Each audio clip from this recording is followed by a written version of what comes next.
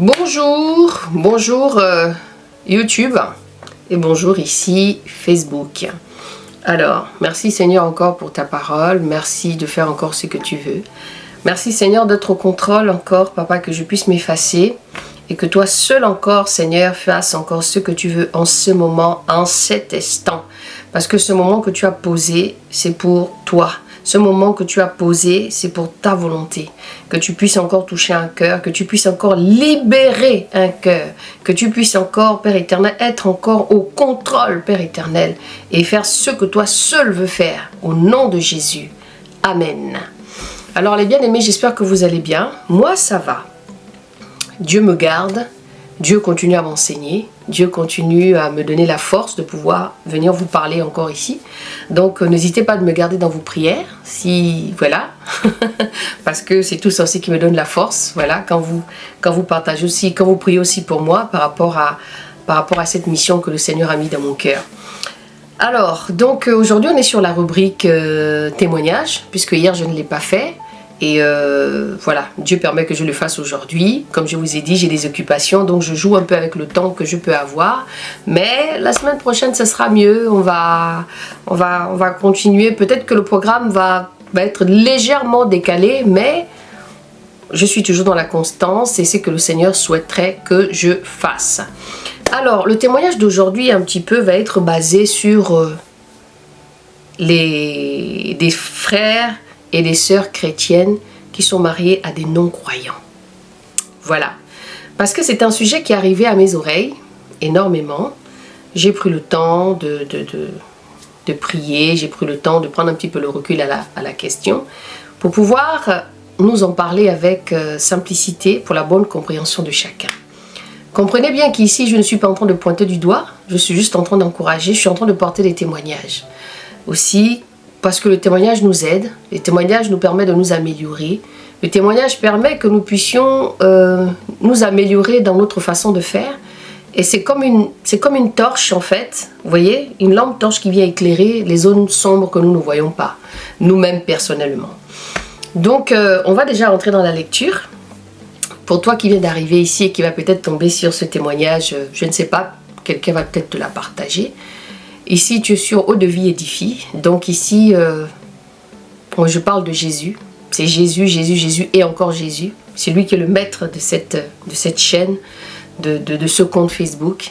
Donc ici, le slogan, c'est de lire la Bible, aimer Jésus, la prière, l'autocritique et prendre conscience du péché. Il n'y a pas un petit péché, il n'y a pas un grand péché. Un péché est un péché devant le Seigneur. Il n'y a pas de péché mignon. Un péché reste un péché. La Bible dit que le salaire du péché, c'est la mort. Mais le don gratuit de Dieu, c'est la vie éternelle en Jésus-Christ. Donc, du lundi au mardi, je fais des enseignements. On est sur le livre actuellement de la Genèse. On est sur le chapitre 37. Donc, je te laisse aller regarder. Le mercredi, il n'y a rien en général. Le jeudi et le vendredi, jeudi, il y a la continuité de l'enseignement. Et le vendredi, il y a un témoignage. Et le vendredi soir, logiquement, il y a une prière qui est interrompue pour le moment, en heure de France, 20h30. 20h, la prière. Et le dimanche aussi. Mais pour le moment, tout est un peu en pause. Voilà, les vacances, enfin bref, il y a pas mal de choses à cause de mes occupations personnelles. Et logiquement, le samedi soir, il y a une prière pour toi. C'est une prière libre, en fait, que Dieu me donne par son inspiration. Voilà, je te donne un peu toutes ces informations pour que tu comprennes où tu es. Et comment toi aussi, tu dois voir ton chemin. Les questions ici, c'est les questions existentielles de la marche chrétienne. Voilà. Comment est ta marche? C'est un peu le doigt tourné sur soi. Voilà, de la fidélité que nous avons avec le Seigneur. Si vraiment tu marches avec le Seigneur, si vraiment est-ce que tu es réellement converti? C'est toutes ces choses ici que le Seigneur permet que nous nous mettons à nous concentrer, à méditer, parce qu'il revient. Et c'est vraiment important de savoir le camp, là où tu es actuellement, pour ton évolution, pour le ciel, pour le retour de Jésus, voilà. Pour le paradis, quoi. Au nom de Jésus, en tout cas. Seigneur, fais encore ce que tu veux. Donc, on va partager le verset de 1 Corinthiens 17. Non, 1 Corinthiens 7, au verset 12 jusqu'au verset 16. Nous allons le lire tranquillement. Alors, aux autres, ce n'est pas le Seigneur, c'est moi.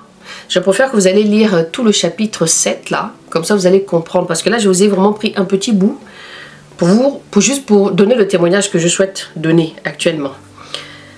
C'est Paul qui parle, n'est-ce pas? On est chez les Corinthiens, on est à Corinthe. Aux autres, ce n'est pas le Seigneur, c'est moi qui dis, si un frère a une femme non croyante et qu'elle consente à habiter avec lui, qu'il ne la répudie pas. Ça veut dire qu'il ne la repousse pas. Qu'il ne la repudie point. Et si une femme a un mari non croyant et qu'il consente à habiter avec elle, qu'elle ne répudie point son mari. Car le mari non croyant est sanctifié par la femme et la femme non croyante est sanctifiée par le frère. Autrement, vos enfants seraient impurs. Tandis que maintenant, ils sont saints. Amen. Si le non-croyant se sépare, qu'il se sépare. Le frère ou la sœur ne sont pas liés. Dans ce cas-là, Dieu nous a appelés à vivre en paix. Car que sais-tu, femme, si tu sauveras ton mari? Et que sais-tu, mari, si tu sauveras ta femme? On va se concentrer sur le verset 16 aussi. Mais maintenant, allez-y méditer. Pourquoi je vous parle de ce verset? Et pourquoi c'est important de comprendre en fait ce qui a été dit dans ce verset? Aujourd'hui, il y a un phénomène qui se passe. Il y a un gros phénomène qui se passe au jour d'aujourd'hui. Je ne suis pas mieux, moi qui viens que vous parler ici, je ne suis vraiment pas mieux. Mais c'est quand même important que nous comprenions que la Bible, c'est vrai que nous devons d'abord nous marier avec nos frères chrétiens. C'est la base, c'est important. Parce qu'on reste d'abord chez nous, en Israël, entre chrétiens. D'accord? Maintenant, le Seigneur peut permettre que tu peux te marier avec un homme qui ne soit pas chrétien. Donc il faut aller bien prier. Il faut aller bien au pied de la croix, d'accord? Il faut vraiment être vraiment dans la prière hein, pour que vraiment le souhait, et que vraiment cette situation soit vraiment de Dieu. Voilà, vous comprenez? Ici, je ne voudrais pas que les gens partent n'importe comment et qu'ils ne comprennent pas le message que je veux leur donner. Maintenant, il y a aussi, ça c'est la catégorie de frères et sœurs qui ne sont pas mariés. Maintenant, il y a une catégorie qui sont mariés, qui se sont mariés en étant pas chrétiens, païens, on va dire ça comme ça, non-croyants plutôt, et dans le parcours de la vie, soit le mari, soit la femme se sont convertis. Mais ils sont mariés légalement. D'accord? Donc il y a soit le frère ou la sœur qui est devenu chrétien, qui a reçu vraiment le Seigneur, il y a eu une impact, il y a eu quelque chose de puissant qui s'est passé dans la vie de l'autre ou de l'un. Et il s'avère que la sœur oublie, ou le frère oublie que son mari ne n'est pas encore arrivé à son niveau. Et que le frère aussi oublie que la sœur n'est pas encore arrivée à son niveau. Et du coup, comme toute cette situation-là, elle est un peu compliquée, et qu'il arrive aussi cette révélation qui vient à lui, qui lui dit que bon, finalement, je dois peut-être forcément épouser une femme chrétienne, donc il s'avère que les deux perdent pied. C'est-à-dire que la femme n'aura plus intérêt correctement avec son mari. Le mari aussi n'aura plus correctement l'intérêt avec sa femme. Donc il fait que ça va créer quoi? Ça va créer des histoires. Ça va créer des incompréhensions. Soit la femme va s'attacher plus aux choses de Dieu et va ignorer le mari. Ou bien soit le mari va plus s'intéresser aux choses de Dieu qui va ignorer sa femme. Et qu'il y aura négligence dans le couple. Et que du coup, ça va avoir un manque d'amour. Il n'y aura pas d'équilibre. Et ça va créer beaucoup d'histoires dans le couple. Moi, j'ai envie de vous dire ici, mes frères et sœurs, c'est que, comme a dit Paul, comme a dit Paul au verset 15, car que sais-tu, femme, si tu sauveras ton mari, ou que sais-tu, mari, si tu sauveras ta femme? Mes frères, ma sœur, tu es en mission. Si Dieu a permis que tu tombes avec un homme qui n'est pas chrétien, tu es en mission. Si toi, frère, tu es tombé avec une femme qui n'est pas chrétienne, tu es en mission. Si vous êtes connus ensemble, vous avez été mariés, et que l'un aujourd'hui est marié, je sais que ce n'est pas facile ce que j'ai dit ici. Mais le Dieu que nous prions, c'est le Dieu capable. Le Seigneur n'a pas dit que l'homme et la femme doivent divorcer. Mais si nous aussi les chrétiens, nous ne prenons pas conscience de ce qui se passe et prendre le recul, c'est Dieu qui donne la force en toutes choses. Nous là, nous sommes rien du tout. Quand il dit venez à moi, vous tous qui êtes fatigués, chargés, je vous donnerai du repos. Prenez mes instructions, je suis humble de cœur, je suis doux. C'est parce que, et que son joug est léger, que son fardeau est léger, hein? C'est que il est capable. On ne prie pas un Dieu qui n'est pas capable. Donc aujourd'hui, j'entends beaucoup de choses. Des sœurs qui sont rentrées dans des couples, mariage et tout ça, et que par la suite, maintenant, c'est compliqué. C'est vrai qu'on doit aimer Dieu. C'est vrai que Dieu, c'est lui qui est le centre de chaque chose. Mais il faudrait qu'on apprenne à faire l'équilibre. Apprenez à faire l'équilibre. Nous sommes en mission. Hommes chrétiens, femmes chrétiens, nous sommes tous en mission. C'est pas parce qu'aujourd'hui tu es chrétienne et que ton mari ou ta femme, que vous êtes mariés légitimement, n'est pas encore arrivé à toi, que tu vas baisser la garde, que tu vas le négliger, que tu ne vas pas le considérer, que tu ne vas plus prendre des moments pour être avec lui, que tu ne vas pas prendre les moments pour être avec lui, passer des moments parce que tu estimes que lui maintenant c'est un démon vis-à-vis de toi, qu'il ne marchait pas dans le même chemin. C'est à toi de l'amener, ma sœur. C'est à toi aussi, mon frère, d'amener aussi ta femme. Je sais de quoi je parle. Il y en a ici qui n'aiment pas écouter des messages de femmes qui ne sont pas mariées, soit disant qu'on n'est pas on n'est pas censé, ou on n'a pas plus, que Dieu ne peut pas nous révéler aussi des choses pour pouvoir communiquer. D'accord? Donc, c'est important de savoir que tu es en mission. Ma soeur, tu es en mission. Mon frère, tu es en mission avec cette femme. Ma soeur, tu es en mission avec cet homme qui est avec toi. D'accord? Ici, je ne suis pas en train de parler d'une histoire de... Il faudrait que vous sachiez faire la part des choses. Je parle vraiment dans le cadre d'une femme qui est mariée et qui a son mari et que dans le parcours de votre vie, l'un de l'autre a rencontré Jésus. Ça crée souvent beaucoup de zizanie dans les couples. Ça crée souvent beaucoup de problèmes. Parce que des fois, nous les chrétiens, on se sent maintenant supérieur à l'homme qui est à côté alors que c'est ton mari. Mais ton amour est passé où? À travers cet homme. Pour que tu ne puisses pas lui apporter aussi le diamant que tu as rencontré. Parce que quand on rencontre Jésus, on n'est plus la même personne. Mais il faudrait que l'homme qui est aussi en face de toi là, ou la femme qui est en face de toi, tu dois te rendre compte aussi que cette femme-là, elle doit aussi aller au ciel. Il faudrait que tu comprennes que tu es d'abord en mission avec ta femme, avec tes enfants. Parce que je sais que ça crée vraiment des bouleversements pas possibles. C'est cette chose-là. Donc, je fais vraiment ce témoignage pour vous encourager. C'est vraiment un témoignage parce que ces histoires sont arrivées à mes oreilles. Et je prie encore pour moi que le Seigneur puisse vous aider. Je ne suis pas ici en train de vous lapider. Je veux juste vous encourager encore une fois à rester au pied de la croix, venir prier devant le Seigneur, à rester au pied de la croix, venir rester auprès du Seigneur, vraiment venir l'implorer, lui donner la force. Ce sont des épreuves, ça te permettra de grandir, mais sache aussi que Dieu aime les hommes. C'est que Dieu aussi, il aime cet homme-là. Il aime l'homme avec qui tu es là. Il aime la femme avec qui tu es là. Donc, ne crois pas que c'est seulement toi. Parce que quand le Seigneur amène une conversion dans une famille, c'est celui qui reçoit la parole de Dieu même qui devient l'esclave des autres. Donc il faudrait comprendre que quand toi tu as reçu la lumière, quand toi tu as reçu ce mandat-là, hein, c'est-à-dire quand tu as reçu là, tu es athée, que tu deviens enfant de Dieu, il faudrait que tu comprennes que tu n'es plus pareil. Et que tu dois voir un petit peu ce qui se passe partout. Et il y a une récompense au bout. La récompense de voir cet homme un jour aussi déclarer la parole de Dieu. Déclarer la parole de Dieu, comment dire, manifester aussi l'esprit de Dieu. Parce que souvent on oublie qu'on est en mission. Il ne faut pas oublier que tu es en mission, ma soeur.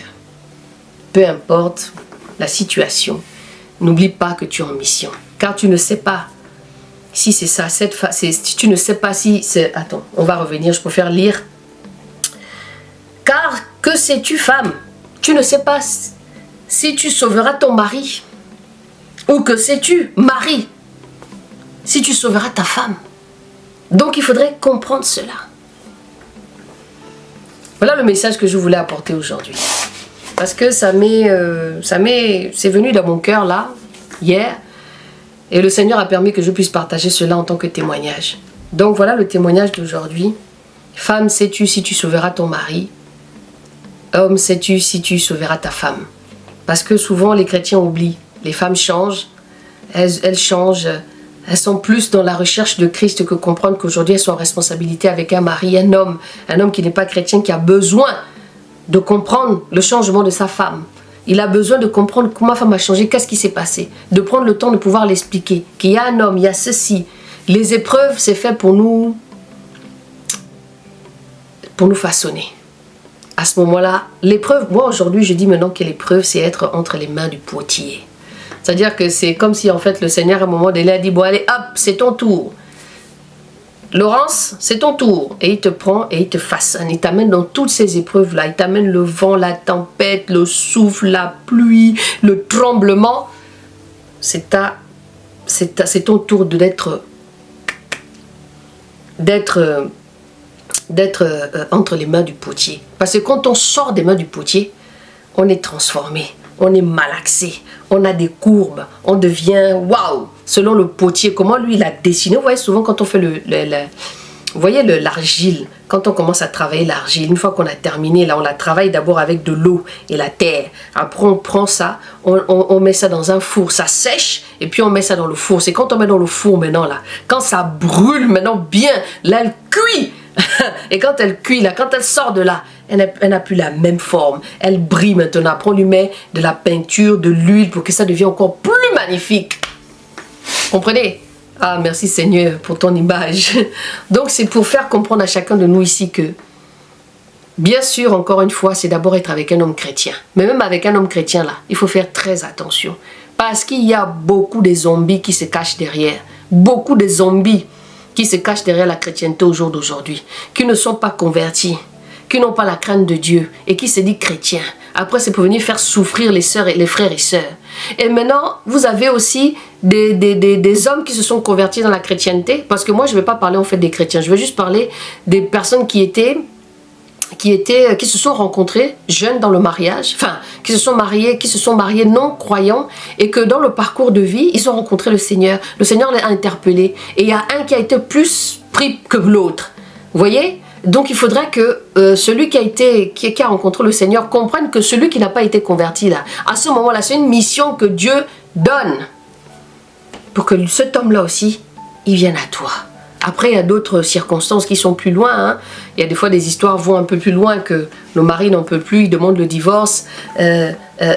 Madame aussi n'en peut plus, elle demande le divorce parce qu'elle n'est pas d'accord de comment monsieur a changé, comment monsieur... Quand il y a vraiment une vraie conversion, hein, quand il y a une vraie conversion, c'est très compliqué.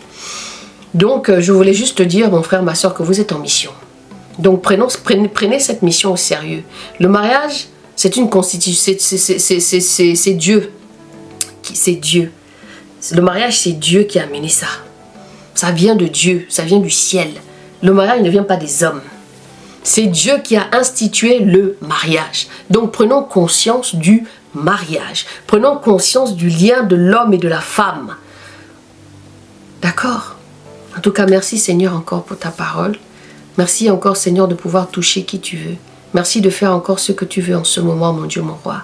Je sais qu'il y a des couples qui pleurent. Je sais qu'il y a des couples qui sont dans la détresse. Je sais qu'il y a des couples, Père éternel, aujourd'hui qui sont vraiment dans le désarroi. Parce qu'ils ne se comprennent pas. Parce qu'il y a eu des mensonges. Parce qu'il n'y a pas eu vraie conversion. Parce que, Père éternel, les uns et les autres n'ont pas été sincères. Tu n'as pas dit que l'homme doit se séparer. Mais malheureusement, on en voit au jour d'aujourd'hui. Parce que les hommes et les femmes, papa, n'arrivent pas des fois à faire la part des choses et venir auprès de toi. Papa, que tu puisses aider ces couples-là, que tu puisses vraiment, papa, les aider à surmonter toutes ces épreuves. Que toi seul encore, tu sois au milieu de toutes ces choses, mon Dieu, mon roi. Que tu sois au milieu des couples, que tu sois au milieu des mariages, que tu sois au milieu, Père éternel, de chaque enfant qui te cherche. Que tu puisses vraiment encore, papa, soutenir mes frères et sœurs dans leur lien de mariage, Père éternel. Qu'elles n'oublient pas qu'elles sont en mission aussi. Que ces hommes et que ces femmes qu'ils ont épousés, Seigneur, c'est des personnes aussi qui doivent être sauvées. Merci mon Dieu, mon roi, parce que je crois que tu as parlé à quelqu'un. Je crois que cette vidéo n'est pas faite en vain. Parce que tu veux parler à un homme, parce que tu veux parler à une femme, parce que tu veux parler à ton peuple, tu veux parler à des hommes et à des femmes qui sont des co-héritières, qui sont héritières du trône de Dieu. Gloire à toi Seigneur. Merci encore pour la vie. Merci encore pour cette trompette que tu sonnes tous les jours. Merci encore Seigneur parce que je crois que tu vas encore délivrer, que c'est le temps de rassembler tes élus et que chaque chose doit être mise en ordre, car tu n'es plus loin Seigneur. Au nom de Jésus, ainsi soit-il, j'ai prié. Soyez libérés, éclairés, au nom de Jésus.